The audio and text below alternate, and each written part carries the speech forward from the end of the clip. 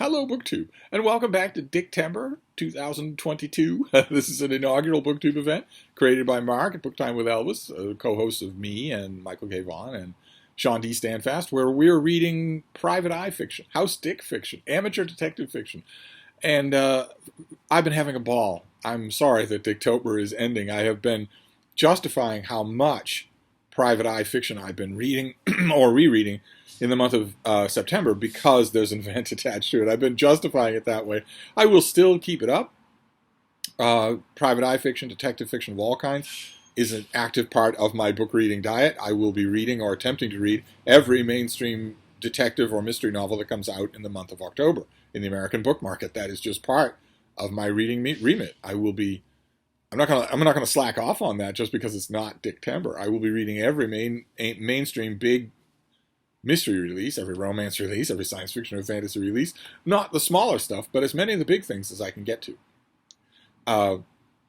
But I've been adding to that in September because it's an event, and I am going to slack off on that. I'm not going to be reading quite as much detective fiction, but I did read something last night. Once again, an amazing experience. Once again, an author I've never read. Once again, an author who's probably insanely prolific. There's probably a huge amount out there for me to read. That has been my experience for almost all of Dictember. It's just been a joy. It's just an absolute joy of discovering writers. This time, the writer in question is Lena White. And I read her book, Fear Stalks the Village. Look at that. Look at that cover. That cover is probably from 60 years ago. Look how we have all been conditioned by the 21st century.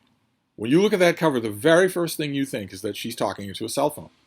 When the original viewers of this cover would not have even imagined. They wouldn't have known what you were talking about. A telephone, she's outside. She can't be talking on a telephone. And if she is, it'll be one of those big hand-crank field things from World War II.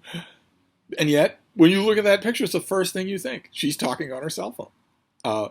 And this is the story of a woman named Joan Brooke, who lives in a very quintessentially beautiful little English village, full of picturesque houses and nice people and relatively temperate weather. She is the lady companion, the sort of house companion, general dog's body, conversation mate, that sort of thing, for Lady Darcy, who is the sort of the grandee of the village. And they are living a perfectly normal day-to-day life in this little village when suddenly fear strikes. Suddenly there's a poison letter.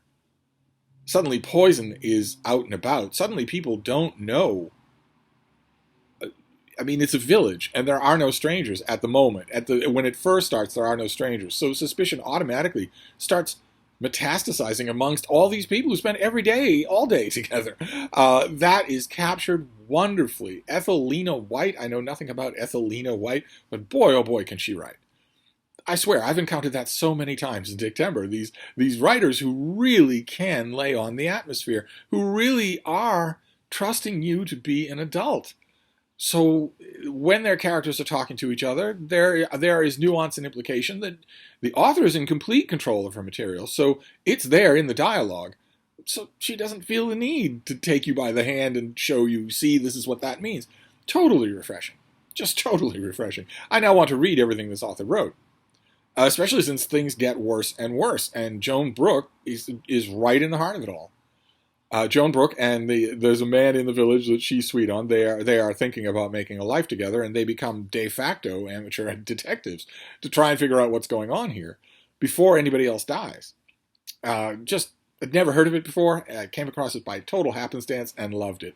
So as with other reading events for September, my Dictember goes out on a very strong note. I thought this was fantastic.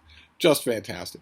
So say what you want about these reading events, but I am getting a lot of great reading out of them. So that's it. That's all for Dictember. I'm going to miss it. I'm going to miss all of my reading events for September, but time moves on. We are going into October. So I hope that you read, a private eye novel or two in Dictember. I'm hoping that we all do it again next year. But in the meantime, I'm going to wrap this up with Fear Stalks the Village, and I will be back. Thank you, BookTube.